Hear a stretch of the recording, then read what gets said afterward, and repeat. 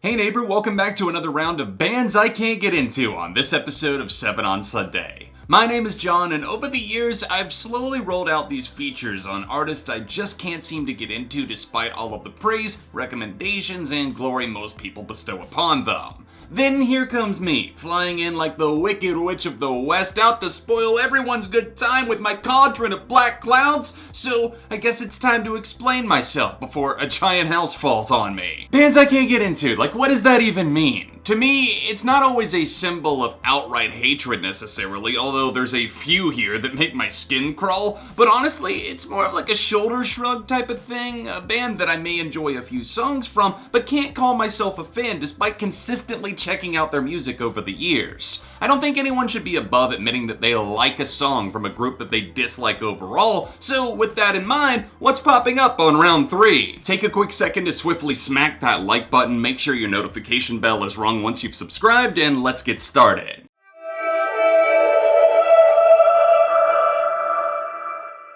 Comedy is so incredibly, often painfully subjective that it's hard to critique. What's funny as hell to you, something that might have you rolling around the floor laughing, might just get like a confused blink and a head tilt out of me. That being said, Tenacious D have very rarely made me laugh, and that dates back to the peak of their popularity in 2006 around the release of their movie The Pick of Destiny. There were multiple times friends of mine were laughing uncontrollably at the film and the Tenacious D music featured in the movie, and I sat there pretending to be amused so that I'd fit in like the cool kids, but in reality I'm like, what am I missing here? These are two likable ass dudes, Kyle Gass and Jack Black, the latter of which I've loved in his acting roles from King Kong to School of Rock to Tropic Thunder, so clearly I appreciate the talent he has, yet when it comes to musical comedy, I'm left with very few laughs. I remember when the long-awaited follow-up after the movie finally dropped, Rise of the Phoenix, I think it was, and Dave Grohl was hyping it up since he played drums on the album, so I queued it up, gave it a proper listen, and thought,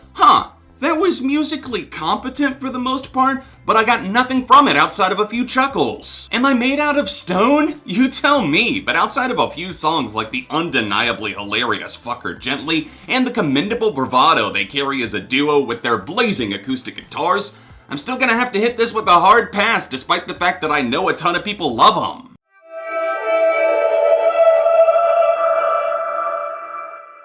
Motionless and White are what I consider the Spirit of Halloween store come to life. They've got the costumes, there's an unclean feeling while you're there as you wonder what this store used to be, and most importantly, it feels like a passing fad that I have a hard time faking an interest in. The metalcore band has always struck me as the go-to for teenage fans that exclusively shop at Hot Topic, but gosh darn it, they know that target demo and they do a great job of catering to it. I wanted to make sure I wasn't relying on old cliches or visions of how I used to feel, so I listened to their entire This Is Motionless and White Spotify playlist, and I'll shoot it straight from the hip with y'all. I think I actually hate them more than I did before. I absolutely cannot stop laughing at the clean vocals that constantly sound like they have a Breaking Benjamin complex, and the try-hard screams that sound less like stylistic necessities and more like power-ups to make sure your parents absolutely hate this band. Get out of my room, Mom! I'm listening to Motionless and White, that's that devil music! They're not like completely inept musically or anything. Their drummer can ride a beat out with some monstrous fills, and the guitars can occasionally provide a slice of entertainment worth coming back to, but from the laughable track Reincarnate to the non-stop bless, and of course that horrid Jonathan Davis feature on the pointless Necessary Evil. I mean, come on, it's my party and I'll die if I want to. Get the fuck out of here. They've consistently held down a strong following in the scene, so more power to them, but this is one that you could probably permanently count me out to coming around to. I'm tired of throwing myself back in this ring.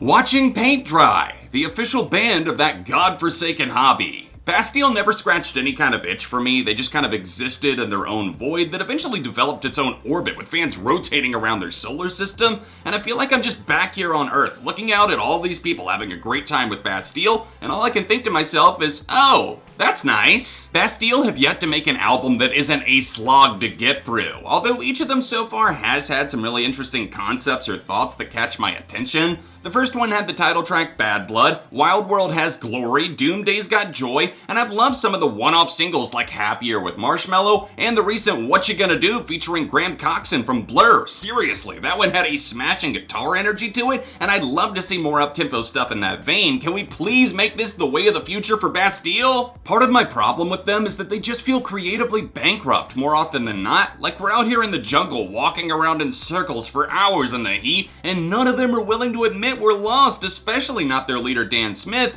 so instead we just keep passing by the same damn rocks we just saw an hour ago.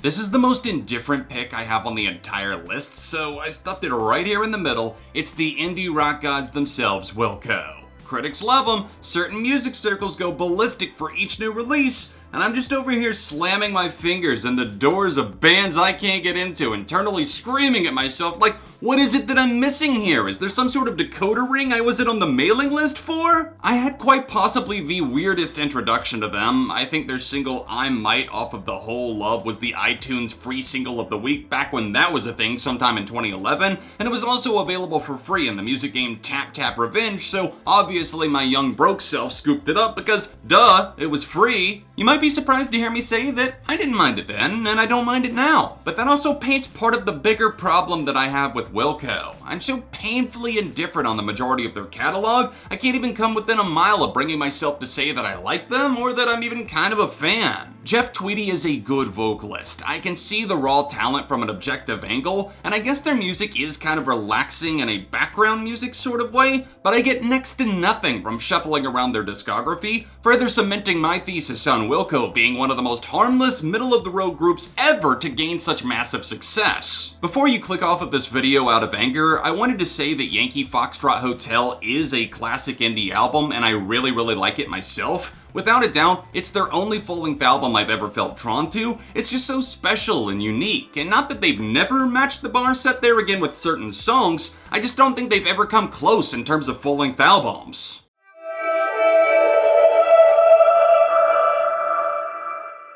You caught me in the right place at the right time, so I guess I'll fuck right on off, considering I know a lot of my viewers love state champs for some baffling reason I can't even begin to wrap my head around. Have I always had such disdain for them? No, absolutely not. Their debut album, The Finer Things, might not be one of my favorite pop-punk albums out there, but it's damn solid, and a few tracks from Around the World and Back caught my ear too, so all these years later, what the fuck happened? Well, my friends, John Feldmann happened. There's those rare occasions where I don't mind his squeaky clean na-na-na production style that he seems to encourage bands to take part in, like your friend that won't stop asking you to taste their drink. Much like that overpriced beer you turned down, state champs are persistent with their raging hard-on love for middle-of-the-road anthems about topics we've heard a million times over. They just keep raking it over the coals, hoping something new will happen, and while there's an occasional spark these days, I just genuinely could not care less. Now the sad part is, I know there's a huge market for generic pop punk that's stripped of personality. Simple Plan made a fucking career out of it, which...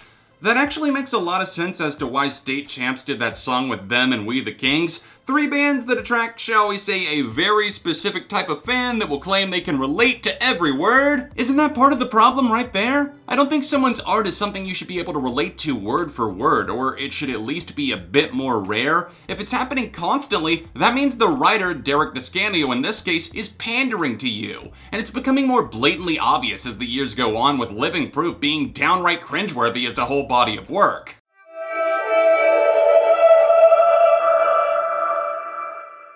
Considering the irate verbal smackdowns I regularly receive for not covering Glass Animals on the channel, allow me to finally take a stance and make my position on the alternative band known. I don't hate Glass Animals, I just get this really icky, syrupy, sweet lullaby vibe from them on the majority of their songs that I can't seem to wash away no matter how hard I try.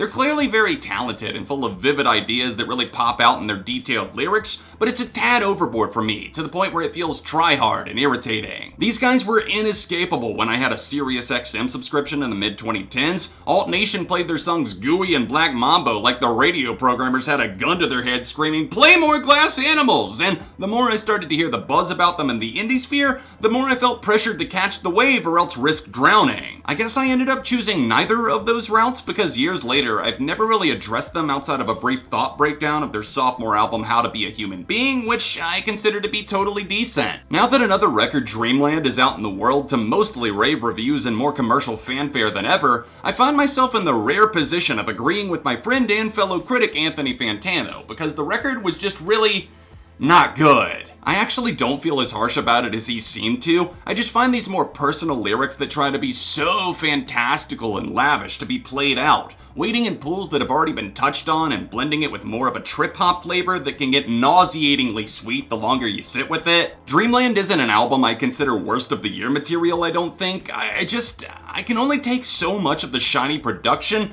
and of course the elephant in the room I haven't even addressed yet, I can't stand the voice of their lead vocalist Dave Bailey at least 60% of the time. When he's floating into the higher registers, cooing up against a wall of lush synths and a state of perpetual candy fields musically, I just feel overloaded with high fructose corn syrup. Good for a little bit, but if you're taking a full dose, you might want to have a toilet nearby. The dreamy aesthetic is admirable to a degree, and I'll hand it to them. They really carved out a lane that's drawn a lot of people over to their way of thinking, but I genuinely cannot get a grip on what's so special about them. Glass Animals are definitely not worth hating, but to say the hype is becoming overblown would be a massive fucking understatement.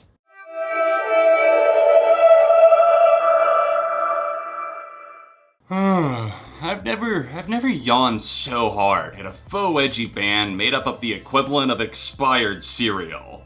In this moment collected a decent following due to Maria Brink's clearly powerful voice and the Warped Tour crowds that seem to want something Gwar-esque to gawk at on stage, but as we should all know by this point, it's not just about the voice, it's about what you do with that gift. The early years of this band leaned heavily into the metalcore lane, and they had some good enough songs in the mix for what they were. It's not really my cup of tea, but it's also not worth arguing from my end, but I had to draw a line in the sand with the release of Blood in 2012. That album dropped, and they really tried to crank up the theatrics, zapping the life out of the band in the process as it was so incredibly hard to sit through. It only got worse as Maria went on to collaborate with Five Finger Death Punch and Papa Roach on some of their most abysmal albums, and get this, also with Motionless in White, who I heard he crossed off on this list. In this moment are the living, breathing dictionary definition of a band that's grown content to rest on their laurels, refusing to push the dial one way or the other as they continue to work with the exact same producer every single album, dialing in the same little vocal gimmicks with a few screams stirred in for forced shock value, and of course, the other thing that we cannot ignore, the increasingly high amount of cover songs they're throwing in on their albums, which, as our friends in Five Finger Death Punch would tell you, is the ultimate sign of laziness. To all 12 of you out there punching the air about how Maria Brink is a goddess that can do no wrong, I encourage you to take a moment to think critically. Are they doing anything new? Do they have a reason for existing other than to tour the albums and make some more money? Is there really anything other than style over substance going on at this point? My answer is no to all of those questions and then some. In this moment have been dead in the water for nearly a decade, and over time, I think more and more of their fans are going to see the rotting core of the band that's going to become too obvious to hide. Even though I can't get into any of these bands personally, keep in mind that it's just my take, however hot that may be, so feel free to drop your thoughts on any of these bands down below, along with the list of bands that you don't get the hype for. As always, I appreciate you watching, and just a quick note for the time being, 7 on Sunday isn't going to be coming out every week, but in place of the weeks that I don't upload those, I'll try and have some other fresh content for you. Please like this video, share it out, and subscribe for the love of music. If you missed the last episode of SOS, then tap here to catch up, or tap here for another recent review. Other than that, I'll be back soon with more on ARTV.